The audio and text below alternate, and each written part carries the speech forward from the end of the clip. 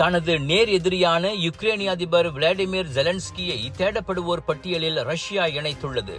சனிக்கிழமையன்று புதுப்பிக்கப்பட்ட ரஷ்ய உள்துறை அமைச்சின் தேடப்படும் குற்றவாளிகள் பட்டியலில் தான் ஜெலன்ஸ்கி இடம்பெற்றுள்ளார்.